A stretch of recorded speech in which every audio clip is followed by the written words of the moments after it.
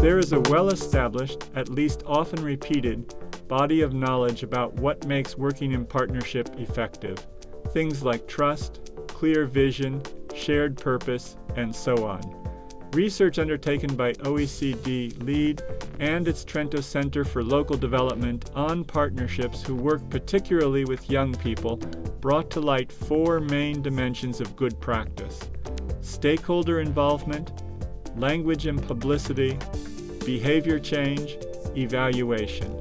According to Andrew Harrison of Learning Studio, these dimensions are important for the effectiveness of partnerships. One of the things that we find is crucial in partnership working generally and with young people is that there is clarity about the relationship between cause and effect, that the activities that a partnership gets involved in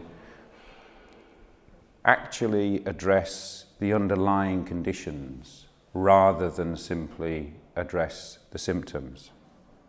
How and where do you intervene in order to achieve what is one of the central challenges that every partnership faces, especially when the trends and the scale of the problem are as extreme as they are in relation to youth unemployment and employment prospects. It is very common for partnerships to develop a shared strategy, but to have deep-seated differences about how they work together. Evidence suggests that common working practices and shared language for talking about young people and their needs are vitally important in helping partnerships to be effective.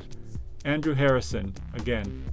One of the major benefits of a mature partnership is its common shared working practices and methodologies.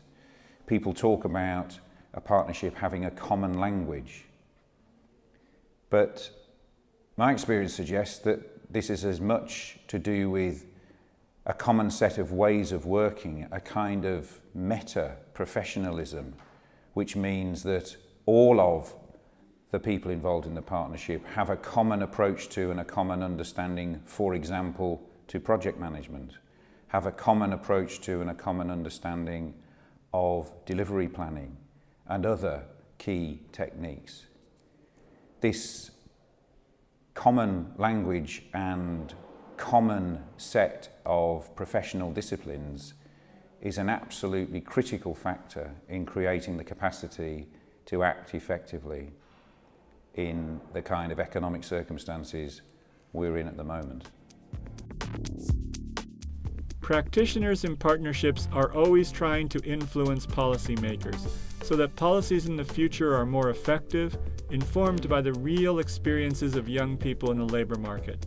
The tool that partnerships seem to use to achieve this is evaluation, judging by the evidence that Andrew Harrison has gathered.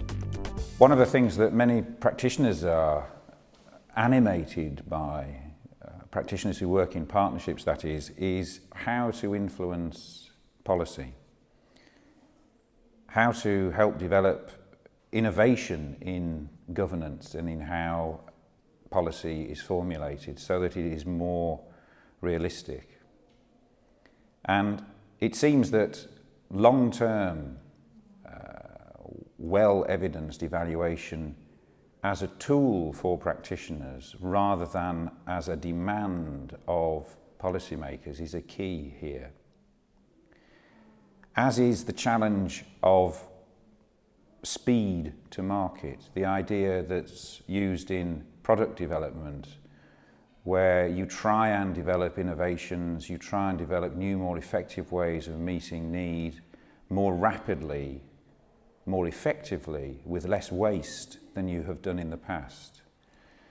So perhaps there is a theme for practitioners in their dialogue and relationship with policymakers of investing in evaluation actively in advance of the request for it, and also thinking about how to rapid prototype new approaches and encourage that kind of innovation in policymakers as well.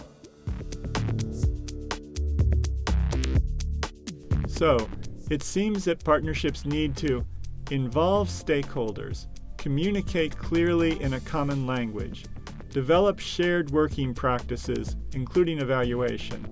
This will help them to develop their own capacity for organizational learning and through that, behavior change.